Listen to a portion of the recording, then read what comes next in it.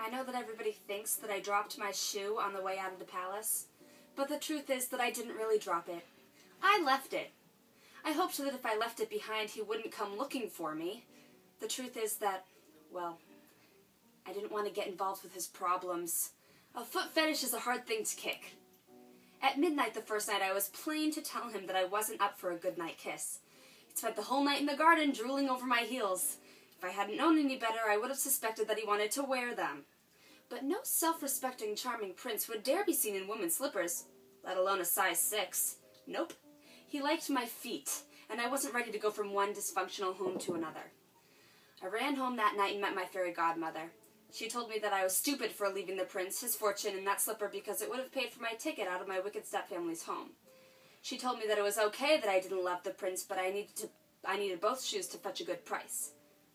I decided to go to the second night of the ball.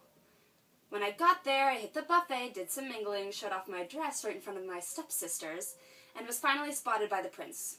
He came over, asked about my footwear, and then tried to stick his tongue in my mouth. I was not having that, but I needed the slipper back. I chilled with him for a while until he just got wicked gross. I didn't stick around until midnight that night. After this point, it was all bullshit.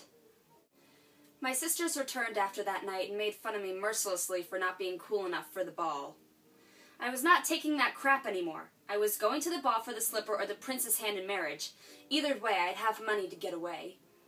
I don't have to tell you that I failed that night, too. You've all heard the story. After that, I put up wanted signs for my slipper around the kingdom, and the prince found me. That's right, I took the lead, and he ended up proposing. I said yes, but only after a long contract agreement that said he wouldn't be anywhere near me for the duration of our marriage. Unfortunately, I did have to agree to coitus. At least I lived mostly happily ever after.